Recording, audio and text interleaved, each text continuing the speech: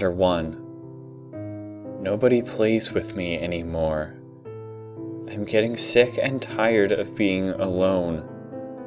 Mark stopped playing with me after school. His mom just picks him up now, and I'm left all by myself in the commons for hours unless I decide to walk all the way home.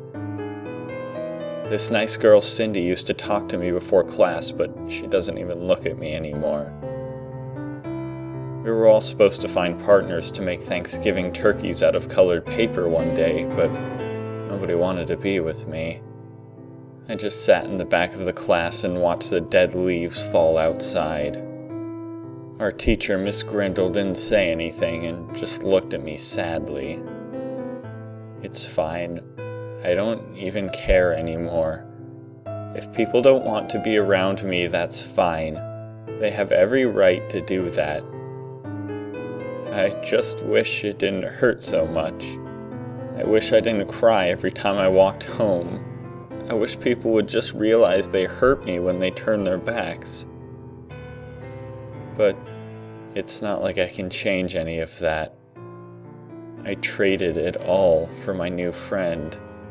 The one who makes me feel more alone the longer we play together.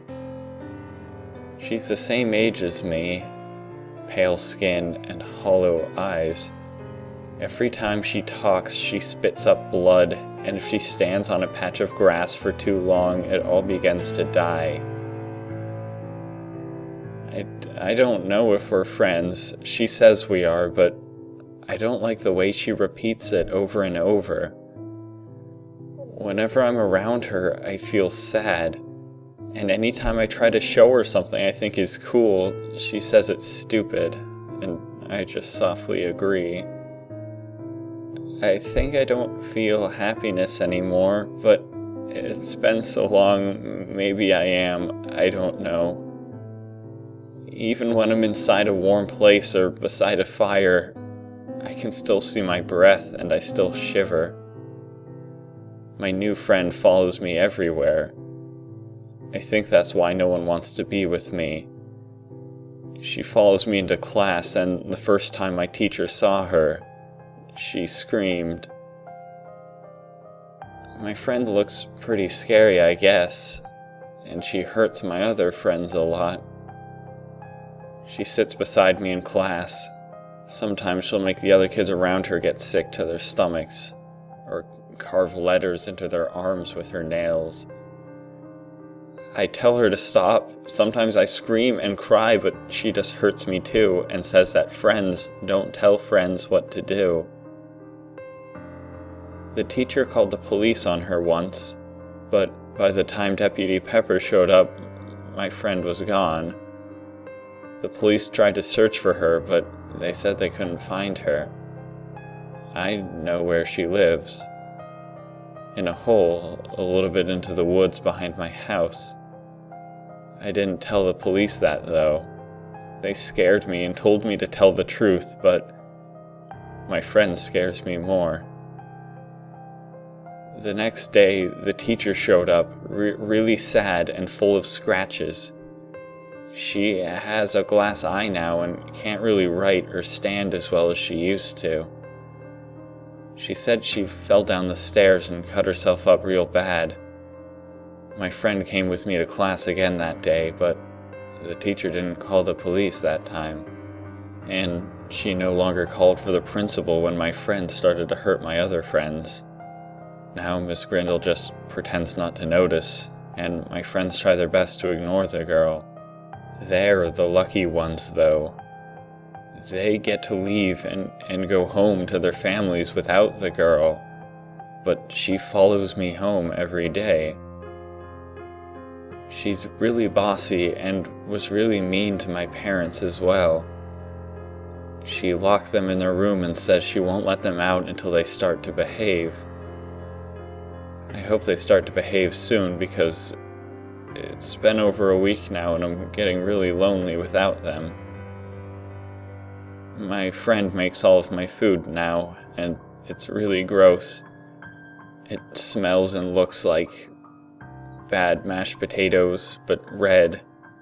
I think she's feeding it to my parents as well, since their room smells really strongly of it.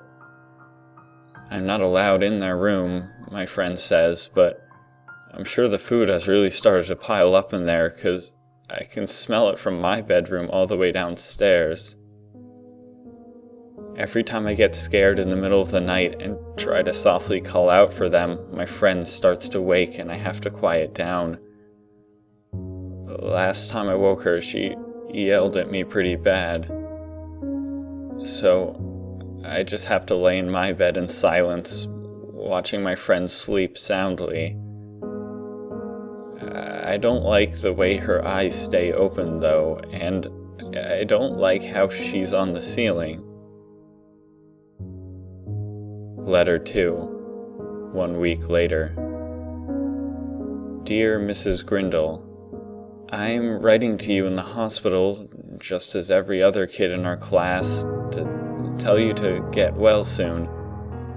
The new teacher wouldn't tell us what happened to you, just that you may not be back for a long while.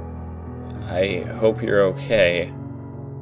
My friend saw the note you wrote to me on the last letter I turned into your class. I'm really sorry, and I know your note told me not to let her see, but she took it from me. She was really mad to see that you tried to tell me to call the police on her, to try and get help. She yelled at me a lot and told me that if I ever call the police on her, she'll make me bury each piece of them one at a time. She already makes me help her bury bodies. Digging the holes is really tough and I hate it. Usually she lets me use a wheelbarrow. I can't imagine having to dig a new hole for every piece. I don't think I'm strong enough, especially since I usually only have to bury bones. She told me she wouldn't eat them though, and warned me that full bodies are much heavier. I think she would have been more angry with me if you didn't write that last part, telling me to express my feelings to her. To talk to her about she's making all of my friends not want to be with me anymore, and how that makes me sad.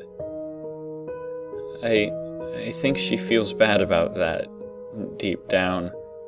She said that she doesn't have a lot of friends, and I told her that I would still be her friend if she learned to get along with other people.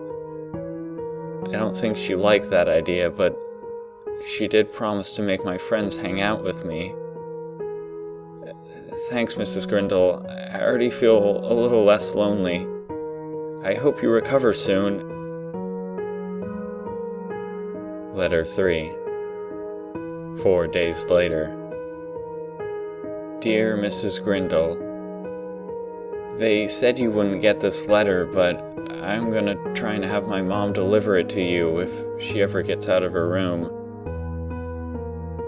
All of my friends play with me now. They no longer go home from school. Their parents show up much later now, or not at all. Everyone is being really careless. They're all scratched up from falling. Although they're playing with me, they look really sad and cry a lot without telling me why. Although they're playing with me again, my friend is still with me all the time and they seem more scared of her than they used to be. Despite being surrounded by all of my friends again, I've never felt more alone.